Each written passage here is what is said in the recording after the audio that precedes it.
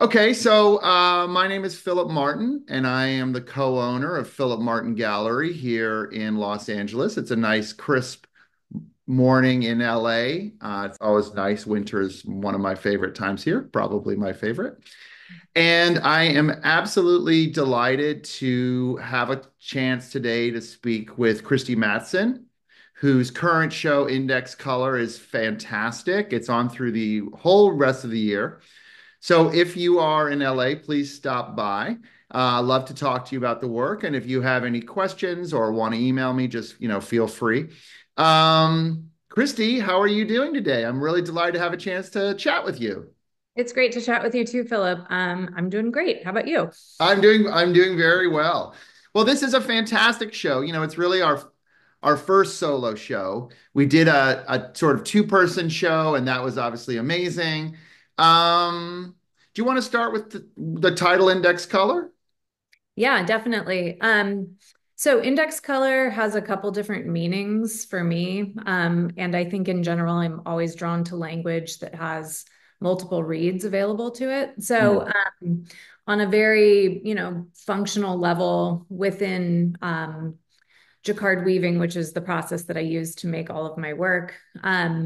Index color is something that is used to kind of take a whole range of different colors that might be in an image and translate them into weave structures. So it's a mode that existed in earlier versions of computing before we had, RGB, millions of colors. And these are terms that'll be familiar to maybe other artists who work in Photoshop, for example, and they might not mean anything to a lot of other people.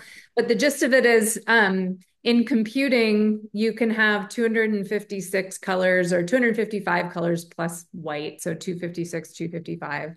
And for me, when I'm working, it's a way of like distilling imagery down to a set of weave structures. So that's it on like a very like practical, technical level as it relates to weaving. But I think more broadly, I was thinking about the notion of the index as it relates to both photography, the sharing of images, and also memory. mhm, And thinking specifically, like a lot of the work in this show references landscapes, mhm. but they're not specific landscapes where I'm like sitting on site, drawing something in front of me, or sometimes I'll take a photo of something in front of me and I'll use that as a reference, but I'm still not drawing directly from the photo. So I'm thinking a lot about how really the notion of the index has become pretty mushy at this point. I think mushy is maybe not a technical term, but thinking through the idea of like what even is an index anymore. I think when we're thinking about it through the traditional lens of like analog photography or darkroom, there's a very specific kind of reference to the way light is captured on a piece of paper, and that Mhm. becomes sort of index for something that's in front of us. But I think for me, like the notion of the index becomes a lot more slippery at this moment in time where images are shared and reshared, and we don't have any way of knowing what's, quote unquote, real anymore because Mhm. everything that we see online has the possibility of being, manipulated. And so for me, it becomes a really kind of interesting way to navigate through both real and fictitious spaces. So, should we try to define what we mean by index, given that we've already identified it means at least three or four different things? Yeah. You want me to do it? Well, I Yeah, I'm mean, gonna make you do it. um, I think that the index itself, I think for me, it means, well, first of all, the way I described it within the notion of Mhm, weaving itself as a mhm, technical mhm, idea. And then I think it means something specific within analog photography. And I mhm, think what I'm really interested in right now is the way that the notion of the index no longer feels as indexical, right? Like that it mhm, it is no longer feels as objective as it maybe once did. And that for mhm. me, it becomes this sort of subjective terrain. And that's Yeah. where things become really interesting. And you alluded to some kind of circularity, perhaps, of media and culture, and also perhaps some kind of crosses over with memory. Do you want to talk a little bit more about that? Yeah, definitely. I think circularity is a great word to kind of think about a lot of the ways that I work in my practice because Hmm. I often work between maybe a digital space and an analog space. So a lot of my work starts as drawings or watercolors or collages, and then I have to photograph them. They come into Photoshop, and in Photoshop, I go through that whole process of like indexing them into a Hmm. series of colors. And once they're in a series of colors, I can apply weave structures to them. And so Hmm. that becomes a very kind of circular way of working. Hmm. Once I have like it's like a roadmap or a bit map of pixels. I then take it over to my loom. I weave things by hand, and things become rematerialized into an analog or physical space again. Um, Hmm. but a lot of the imagery that I'm referencing in the work itself is also equally as circular. So it might be something like the drawings that I'm working from might be like, oh, I was running down the street and I saw this like field, like these flowers, for example, like these fields of flowers that are all over Los Angeles. And it could Yeah. be, I think they're really well known, like the shocks of bougainvillea, which are like pink and orange, but there's Hmm. also these like much less spectacular flowers that Hmm. are really, really small, but Hmm. create like a whole field, and it could create like an entire, it could be like an entire city block if it's covering a Hmm. fence or something. And they're really easy to kind of like pass by. But if you stop and look at them up close, they become this entire field of vision. And so Yes. I sometimes will like take photographs of them, and then I'll come back into my studio and redraw them. But sometimes like the photographs serve as a reference, but I'm not like sitting there sketching them from the photograph itself. So again, that notion of circularity where it's like photographing things, or sometimes I will like drive past something. Hmm.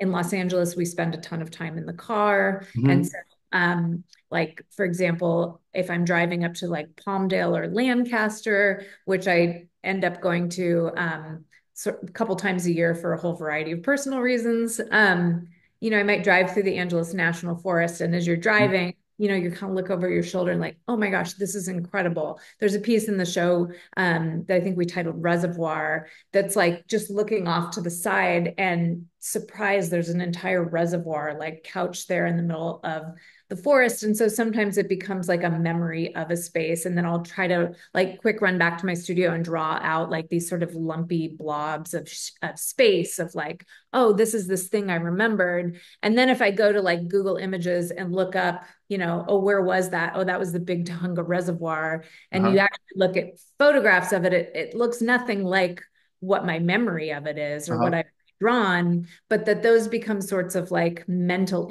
indices for me in terms of thinking through how to think about space or color relationships, or just how to kind of think about shifts in perspective, whether it's like close up, immediate full field looking, or stepping back from things and looking off into the distance. One thing that's in my mind as I'm just hearing you is actually, trial balloon idea that's never quite formalized or come together in the way that it is at this moment. I think as someone whose background is in painting, when I look at what you're doing, it seems very normal. The practice is very normal. It's all the things that people do.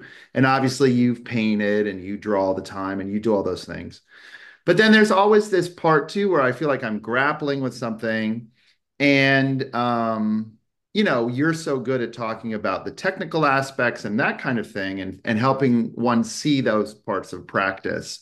And of course, one's part of art practice is understanding one's tools, whether we are talking about what is a pencil going to be doing, what is a paintbrush going to be doing, what's edge on a paintbrush, and we've talked about some of those terms even within your work, edge or that kind of thing. But the thing that's coming to my mind, and I don't know if it resonates, is actually starting and stopping. Somehow, is that a part of your work where you have these moments of like, I don't know if starting and stopping is the right word, a kind of resolution where you're like, okay, we kind of have to get it to this point. in order to let go and get it to the next point. Does that resonate at all? Yeah, definitely. Or First of maybe all, resolution and opening up, or I don't know what would be the right word yeah, to use. I don't know what the right term is either. I think I know what you're getting at, though. Mhm. First of all, I really like talking about work with you because you approach it with such a painter's brain. And Mhm. I feel like every time we have a conversation about what I'm doing, it makes me realize different things about what I'm doing, which is really fun. And so it's always fun to like have, friends or colleagues in the studio who have very different practices than I do, because I feel like it really expands the way that I think about things Yeah. too. And I think, you brought up the notion of like tools or techniques, and Mhm. even, the idea of like, if you're a painter, whether it's, I'm just have this sitting right next to me, but like an oil pastel Uh-huh. or a pencil or a brush, that there's a certain kind of, and I think I've talked about this maybe in other talks before too, but the notion of agency that comes through the hand and the ability to like kind of poke into a canvas or a Uh-huh. surface, whatever it is at any point in time. And maybe I'm working up here and then I go over here, Uh-huh. and that there's a certain kind of like ability to move within the space that is really different when you're creating a painting than when you're Mhm. creating a weaving. And maybe this is what you're getting at, where it's like you have to move from point A to point B in a very linear kind of way. And Yeah. only once the work is finished and off the loom do I have any ability to really come back into the piece and say like, okay, there's something in here that's not working for me. At which Uh-huh. point I can go back in Ah. with a really tiny paintbrush, and almost like pointillism, right? Where it's like Uh-huh. you can go in and dot by dot by dot. Maybe if something didn't feel saturated enough or felt too saturated and I need to like work with it, then I do have that ability to do that.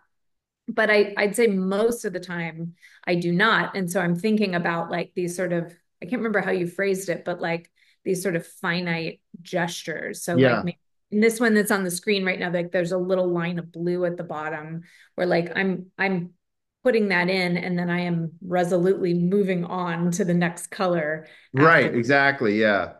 Well, so I mean, we talked about slippages in language. You used the phrase weave structure, which would be a great title for a show, given that it could be a verb. But also going back to it, I guess like if you're making, you make drawings, you've shown me the drawings. And I guess if you're painting, you're going to make some drawing, and then okay, let's say you even do that because a lot of times you just launch into your painting. But let's just say you make a drawing and then you get used to it. Okay, fine. And now we're going to make a painting. That's not a point for a painter that at the end of the drawing, that drawing has to be, maybe this is it, interpretable to the next stage in the process. Oh yeah.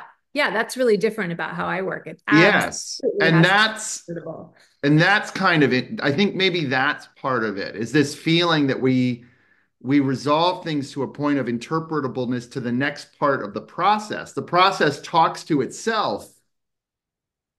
You know what I'm saying? Yeah. Okay. Does that resonate at all? Yeah, no, you're spot on about that.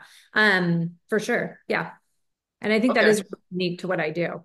Yeah. And that's just, I think, really, really interesting because how does, how does expression work in those ways? Or how does figuration, meaning that your idea is figured in the material, how does that figure how does that work?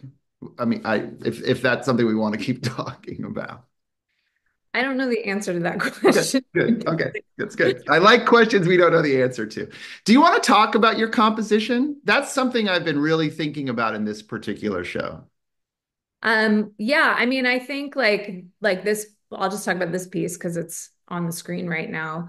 Like this piece for me is based on like when I think about this, I look at this and it's like sand dunes, Hmm. sandbars, beach, water, sky. That's what I'm Hmm. seeing right there. And there's like a little very thin band of yellow where Hmm. this, well, I'll call it like the sandbar motif meets the sky or the water motif Yeah. there. And so like I'm not thinking about a specific beach or a specific site, but it's really for me, it's more about that like kind of meeting of earth and water. Hmm. Here I'm using like water and sky very interchangeably and Sure. intentionally because they're really kind of one and the same, both in terms Yes.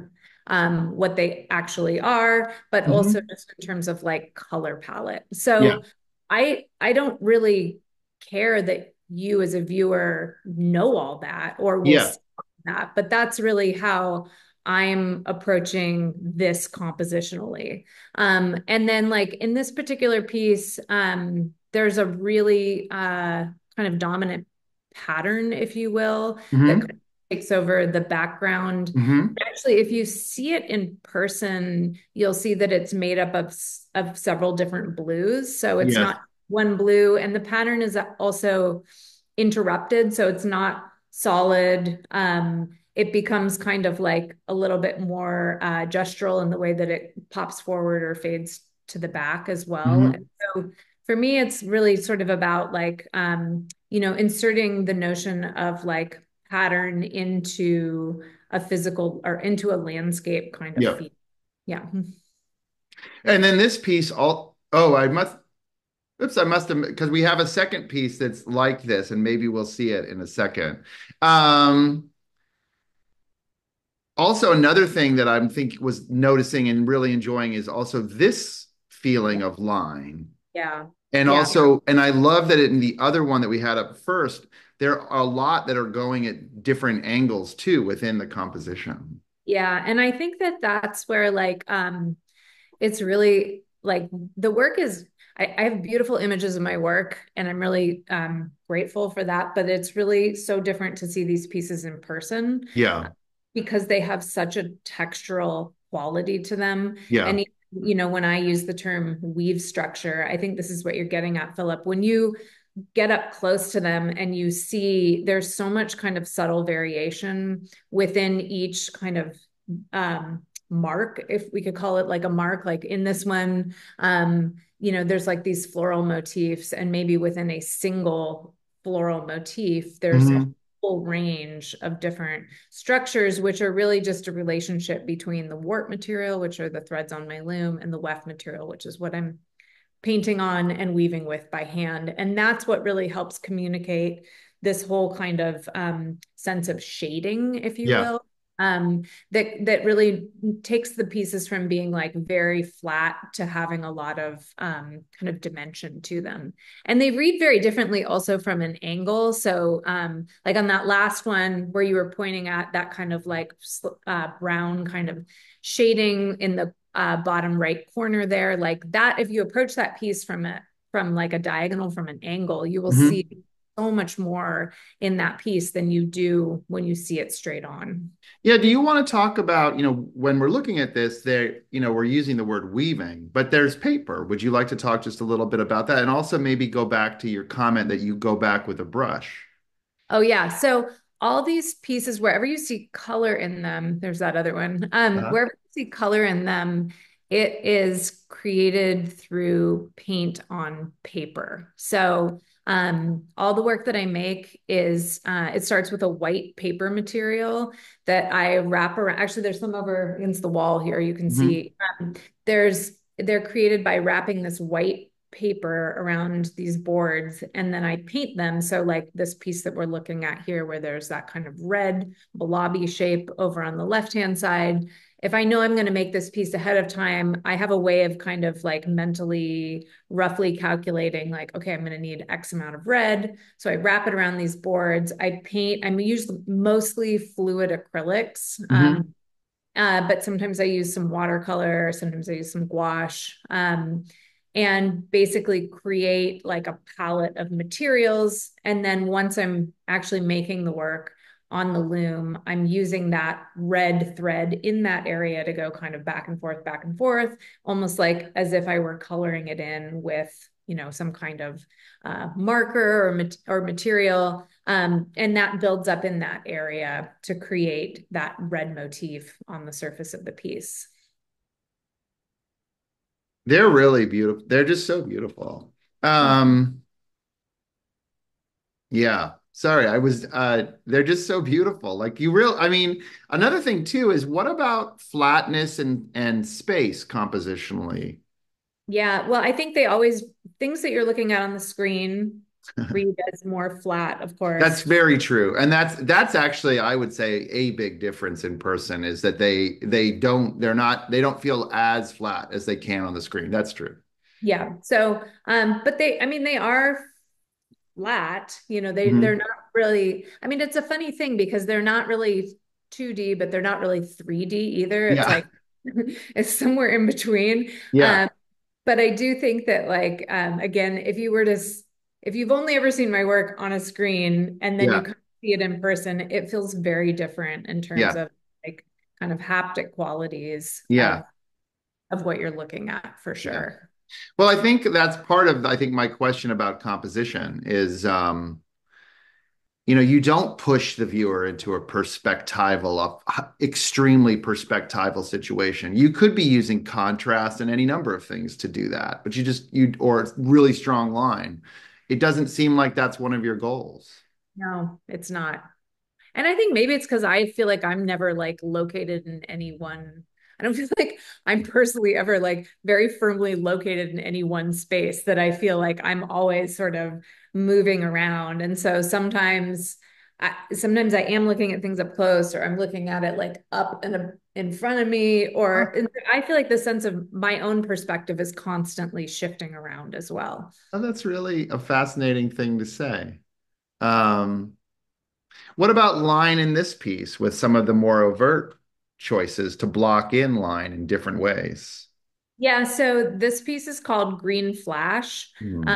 and it's kind of nodding to that phenomena that happens or that can happen right at sunset. If you're over at the beach and the second the sun dips below the horizon line, like there's a little green flash that can happen. Yeah. And so for me, I mean the green literally there is looking at like the notion of the flash. And so I'm kind of like mimicking it both like vertically and horizontally. Mhm. Um, and then, here also like you can see kind of the area above the green flash. I think this is maybe what you're referring to, where Mhm. it's like these blocks of color. And Mhm. again, this is sort of a mashup of both like a technical reason for that and kind of a compositional reason for that. Mhm. That here I really wanted to reference the grid, which is something that I often circle back to because I love grids. Mhm. But also because this was like a whole kind of accumulation of very specific shades of indigo that I had dyed Mhm. onto linen materials. And so like, different indigo vats will dye yarn slightly different shades of blue. But I was thinking about the notion of like at dusk when the sky is changing really rapidly, it almost becomes this like color blocked um, Mhm. that moves between like light and dark and shades of blue. Uh, Mhm. so I thought it would be a way to kind of like play with those really subtle variations within certain shades to kind of talk about the quality of the sky at that particular time of day. And what about sort of some of these kinds of marks, like, and this kind of variation? Would you like to describe for people how this kind of thing can happen? Yeah. So actually, like if you go back to the one that we were just on, I think it's easier to describe here. So basically, we'll call it from the green flash up in this one. Uh, Hmm. basically, all of those marks, it's like a watercolor wash that I did on paper. So it's just a Hmm. single color watercolor wash. And it creates this sort of like variation or almost like texture. So where you Hmm. see areas where it's slightly more like the blue is more dense versus the white being more dense. It's really just like a relationship between how much paint you're seeing on the surface versus how much paper is showing through. And so I use that as a way to create, I think this is maybe back to the conversation about like flatness or Uh-huh. dimension. I don't like things to be too much the same. Like I like there to always be something different in each one Hmm. of them. So that's how I'm creating that those kinds of areas. And so like in this one, for example, that kind of green, we'll Hmm. call it cloth or like hill kind of shape that's happening there. It's the same kind of thing where it's just like the irregularity or the inconsistency of the marks on paper. This one is made with like a drawing utensil. I think this is pastel, this one. Hmm. So, but it's just the inconsistency that comes through like the drawing quality on paper that Hmm. creates those kinds of ranges of different textures, which are Hmm. communicated through weave structures, Right. as opposed to it being like a solid green blob that was all the same, if that Right. makes sense. Yeah. This one is really got a lot of soft, almost aerial perspective in it. Yeah, for sure. And this one, I think it has like I tried to like make it feel, I'm doing this with my hands, but Uh-huh.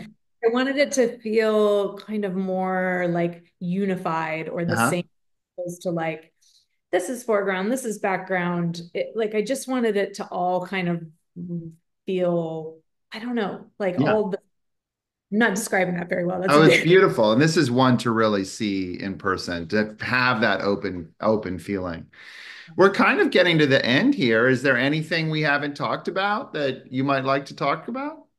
This is that one I mentioned earlier, the reservoir, the notion. This was like a memory of driving through the Angeles National Forest.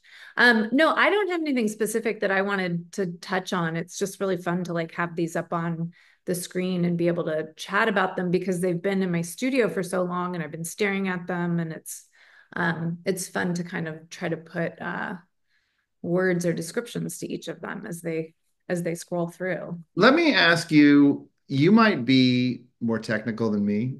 There are two questions in the Q&A, and I'm way too clueless to be able to figure out how to actually see what they say. I Let me see if I can see them. Yeah, I can see them, but I can't, I don't know how to click on them. Let's see. And you don't have to answer them if they're insane, obviously. Oh, this is a question. It's a long one. Hold on. Uh, let's see. Okay, so this is a I'm not really sure how to answer this one concisely, but this is a question about like an old piece that I made in Chicago, like maybe I think it says 15 years ago, but maybe even Awesome. more than that. And it was a large woven piece that transmitted sound, which was like work that I was making coming out of grad school. Oh, I don't think I know this work. Yeah, so Wonderful.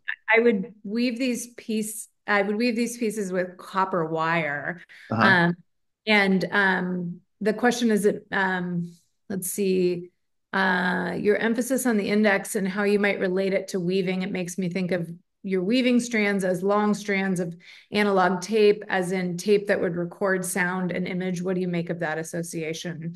Um, I'm not sure that I think about it like quite the same, but I think that like I've always been really interested in the potential of like weaving as a certain sort of storytelling device, and whether that's something that is that happens through like a very kind of tactile, haptic, interactive Yeah. kind of quality with the work that I was making, coming out of grad school versus what I'm doing right now, which I think is a different kind of like storytelling that happens through like a visual interaction Yeah. with Well, and seeing. I mean, again, I haven't seen those pieces, but the idea of analog and digital, those are two very powerful concepts, um, in terms of how communicative experience works. And both those two things have been in a subtext of this conversation because we've discussed obviously the digital with regard to index, et cetera. And of course, talked also about analog, say like memory, for example, which one could argue is the ultimate analog, perhaps. So that's a really interesting thing that is still is flowing through the work in whatever way still to be understood, perhaps. Yeah, and I think like maybe I'm really interested in this moment in time because it feels like my entire adult life, there's always been this conversation around like the analog and the digital Yeah, and yeah. the basics Hmm. of the way. And now it feels like we almost have this third thing, which is artificial intelligence. And so now, like Mhm. anything you Google, the very first thing that comes up at the top is an AI Yep. response. Yeah. Like my husband and I just Googled something really simple yesterday. It was like a math problem, and AI gave us the wrong answer. It was like the dumbest thing ever. I was saying to him, I was like, like, why is this the Yeah. default thing here that Yeah. it not get it right? And so it feels like we're at this moment where I think when I'm sort of thinking about the notion of the index, it feels really destabilizing because Yeah. it's there's really no way of knowing like what even is the index anymore because we're not really existing in this binary of like the analog space, the digital space. We have this kind of like third unknown space that is supposed Yeah. to be the smartest one of all and somehow seems to get it the most wrong. Well, it's interesting, I mean, basically to your point, I think as structures are changing in our society, and also as humans are learning, you know, we're moved to the end of paradigms, so to speak. I mean, the standard model in physics is, quite literally potentially going to be changing as they start to figure out what dark matter and dark energy are. And also, another one that I just heard the other day is these DKS states, which is dynamic kinetic states. Um, this discovery of these in chemistry is now starting to say that the genome paradigm of DNA and, in biology, rather than the genes dictating the cells, which is what we assumed, it's possible that the cells dictate the genes. And this is what they're starting to think, and that will deal with that. And of course, I'm sure there are people out there that are like, Philip, you have no idea what you're talking about. And I accept that. I accept that. But I think what it shows is we're in this place where we're seeing what it means to frame a question. And obviously, that's the whole question with AI. AI is extremely good at answering the questions we give it. Right. But Well, the question is, what are the questions that we're giving it? And so I think that is, you know, a huge part of as we stand looking at this election, for example, which we don't need to talk about. That's there. These are the kind of these topics are extremely important, and we will find things we don't know right. or hadn't Yeah. thought of, obviously.